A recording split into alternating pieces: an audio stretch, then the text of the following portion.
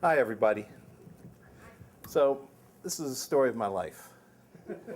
I was in college, the University of Oklahoma in Norman, Oklahoma. And I was there with my girlfriend. And my girlfriend was like the love of my life.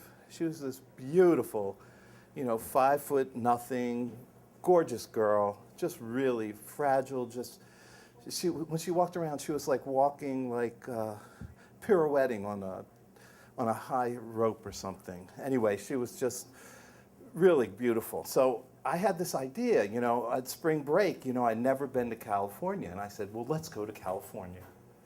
And she said, well, how are we going to get there?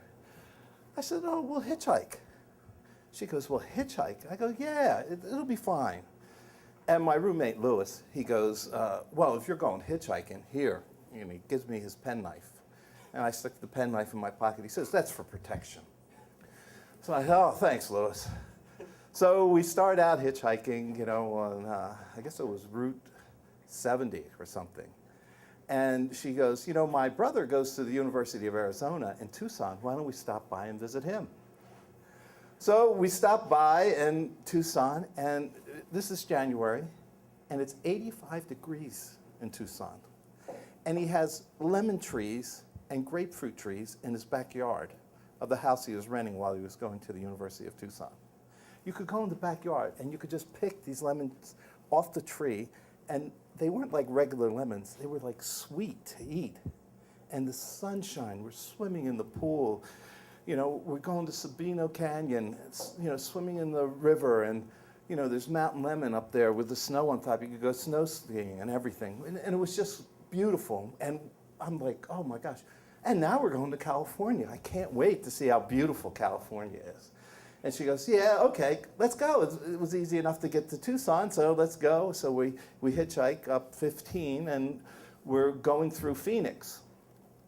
And this guy picks us up in a car, right? There's a bunch of other people in the car. And he was coming home from work. He says, oh, I'll take you to the interstate. I know a shortcut. So we go, oh, okay, great. And so he's dropping off these other people. I think they were like Mexican people or something like that, or Navajo Indians or something. They didn't talk at all. So he drops them off, and he says, I know a shortcut, and here we go. He goes, we're going to go across this rancher's field. So there's like a fence across the rancher's field, right? So he says to me, why don't you get out and open the rancher's fence, and then we'll pull through, and then you can come back and get in the car. And my girlfriend, she grabs my hand, and she goes, I don't like this. There's something very evil about this guy.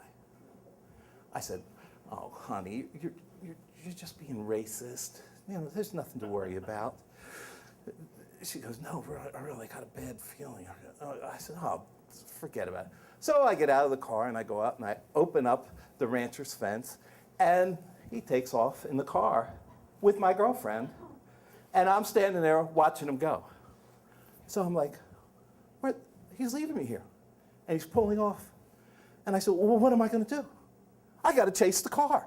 So I'm running, and I'm getting closer to the car. My girlfriend was smart enough to turn the car off. So she turns off the car, and I run up, and I almost get to the car. He starts it up again. He pulls away, and there I am. I'm running after it. I'm going to save her. I can't believe this is happening. And she turns off the car again. I finally catch up to the car, and he's in the car. I open up the door, and he has his arm around her neck, and he's choking her, and her face is turning purple, and her eyes are popping out of her head. She's like going to die. He's choking her to death right in front of me. So I said, hey, let her go. She's not going to be any good to you or me if you don't let her go. So he goes, oh, okay. So he loosens up a little bit, and he, drags her over to the car, and he gets out on the other side of the car, and he's putting her in front of me, shielding him. And this is like a big guy, he could take me easy, And he's like, we're talking to him.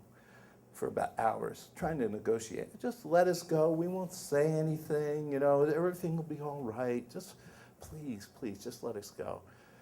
And this whole time, I'm pinching myself because I can't believe this is really happening to me. This doesn't happen to people, does it?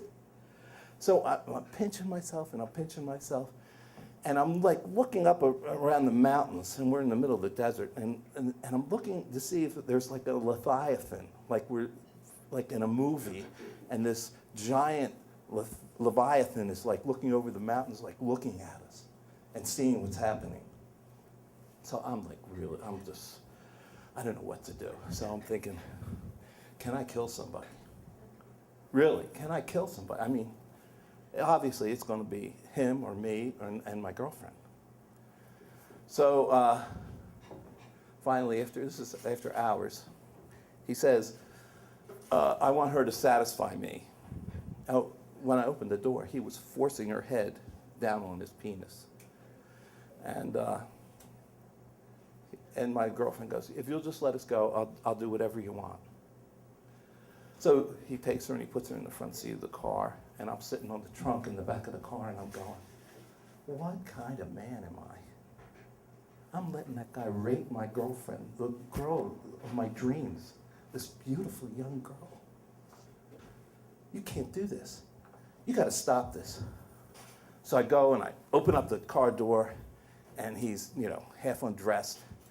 And he comes out, and he I was like a hippie. I went to Woodstock and everything. I had long blonde hair down to my shoulders. He grabs my hair, and he smashes my face to the ground, and he's grinding my face in the ground, and there's like glass in the ground. My face is getting all cut up and all bloody.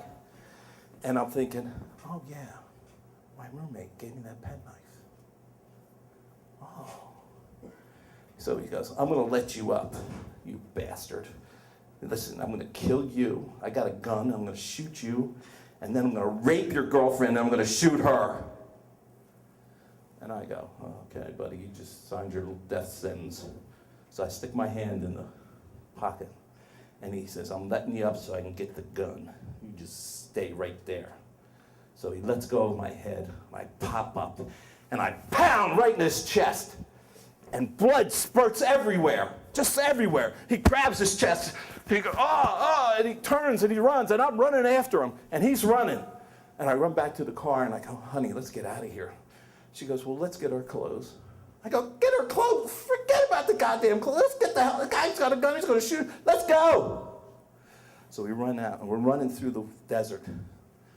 And he gets back in the car, and he starts up the car, and he starts driving. And I think he's going to drive around and pop shoot us, And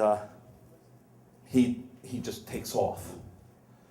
So we're walking through the desert. We're dying of thirst, miles through the desert, and we come to this tourist rock shop. Now, my girlfriend, all her clothes are ripped. He ripped her clothes off. Everything's hanging out. My face is all bloody. All my clothes are torn up. And we're waiting in line at the rock shop while the guy's trying to sell a rock to somebody. And he finally, after about 15 minutes, he goes, oh, can I help you too? I go, yeah, call the police! And he says, why? And I told him what happened. And so they call the police, right? And the police come and they find us. And they go, what kind of car were you in? I said, a white Ford Fairlane.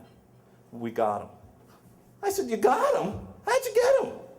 He said he drove off a cliff. I said, he did? He goes, yeah.